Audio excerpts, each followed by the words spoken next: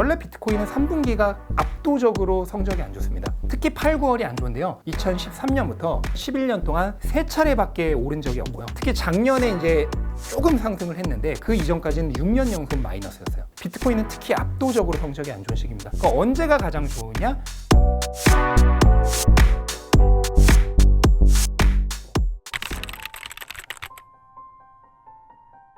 네, 9월, 10월 정도를 기준으로 해서 본격적인 상승장이 될 거라고 예상을 했는데, 이거는 다른 얘기가 아니고요. 제 이 책에서 이미 1년 전에 쓴 책인데 이 책에 이미 적어놨습니다. 반감기 후반전 페이지 2라고 제가 분류를 했는데, 반감기가 지나고 6개월이 지난 시점, 정확히는 한 10월 말 정도부터죠. 이번 반감기가 4월 20일이었으니까 그 시점부터 비트코인의 본격적인 상승장이 시작될 거라고 얘기를 했고요. 근데 그거는 제가 그냥 임의로 추측한 게 아니고 이미 과거에 다 밝혀져 왔던 역사입니다. 비트코인은 반감기가 지나고 한 150에서 180일, 5개월에서 6개월이 지난 그 시점부터 일반적으로 본격적인 상승이 일어났어요.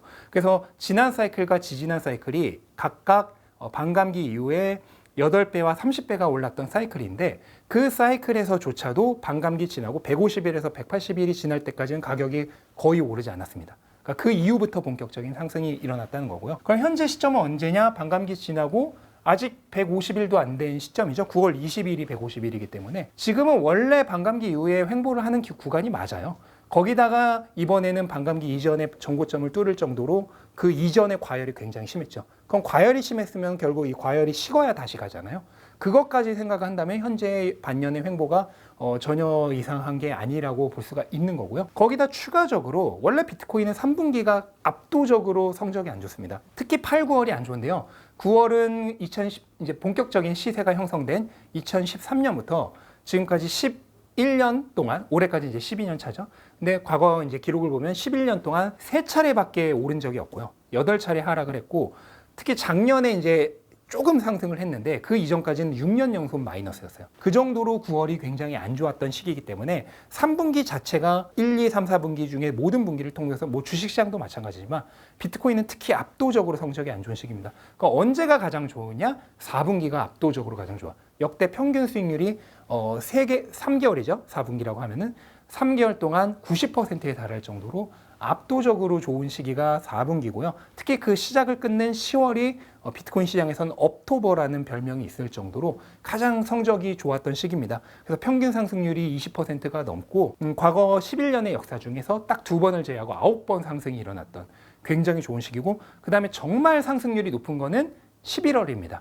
그러니까 상승 횟수가 많은 건 10월인데 상승률이 높았던 거는 11월이고 평균 상승률이 30%가 넘습니다. 그래서 작년에도 10월과 11월이 합쳐서 50% 가까이 올랐을 정도로 성적이 굉장히 좋았고요. 그거를 감안한다면 4분기부터 이제 좋아질 것이다 라는 기대를 할 수 있죠.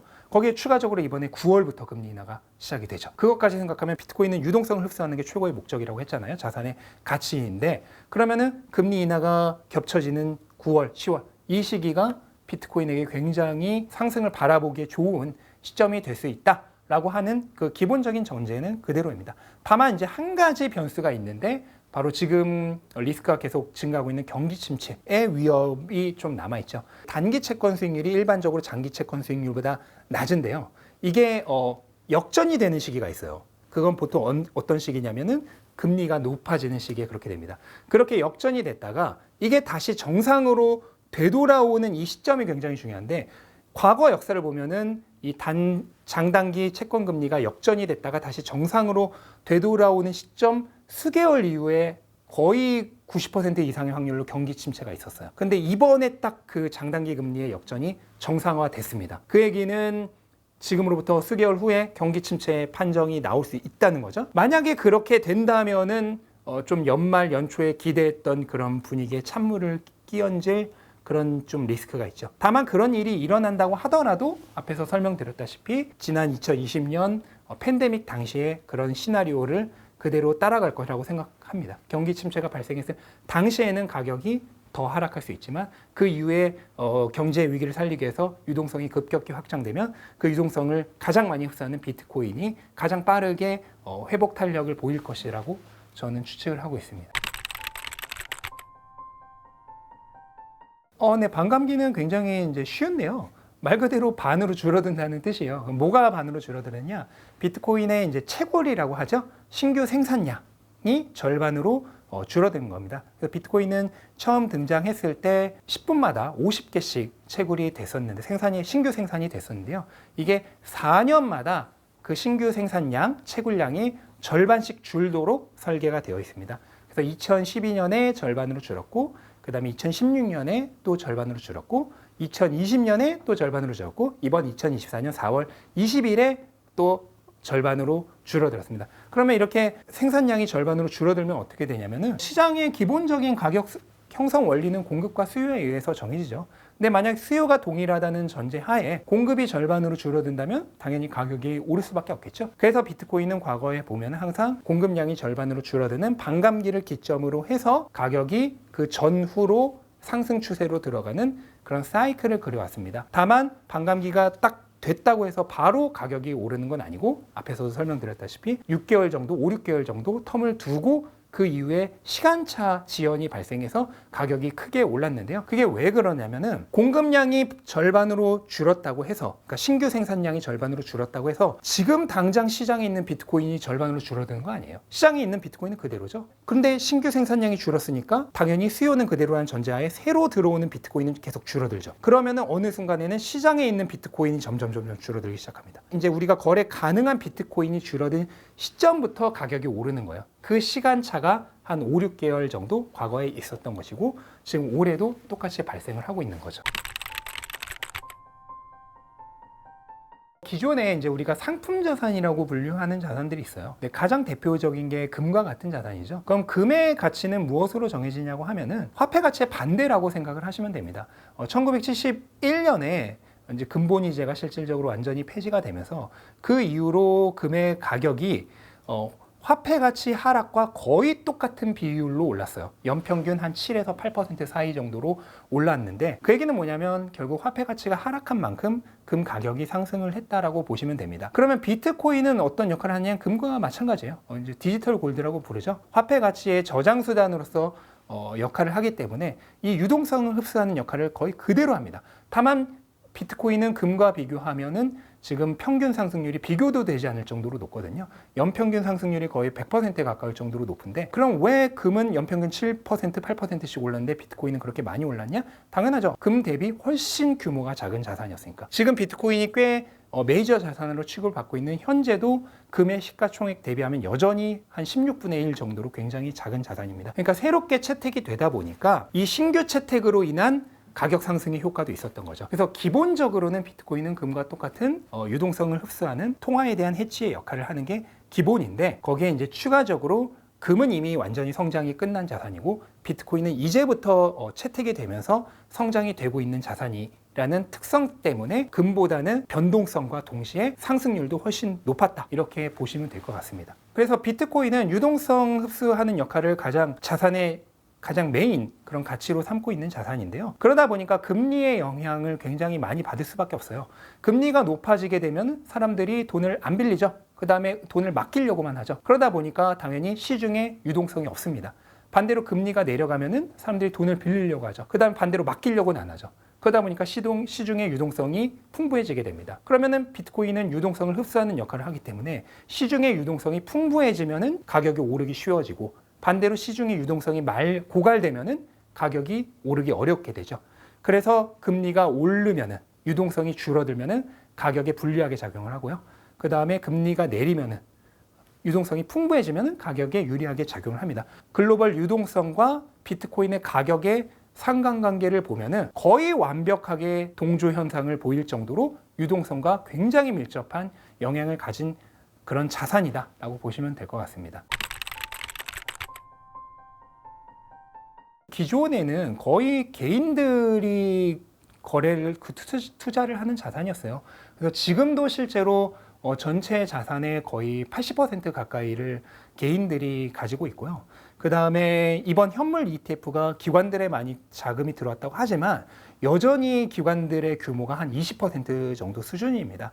그래서 결국은 지금까지의 비트코인은 개인들이 투자를 하는 그런 작은 자산이었다. 그러니까 마이너 자산이었다라고 보시면 되는데 기존의 규제 때문에 법적인 여러 제도들이 갖춰지지 않아서 기업이나 뭐 기금이나 그다음에 국가들이 비트코인에 투자를 하고 싶어도 투자를 할 수가 없었습니다. 현물 ETF에 투자를 함으로써 간접적으로 우회해서 비트코인에 투자하는 게 가능해졌죠. 그래서 전통금융, 주류 금융들을 비트코인이 투자 가능하도록 그런 연결시켜주는 그런 파이프와 같은 역할을 한 게 현물 ETF다라고 보시면 될 것 같습니다.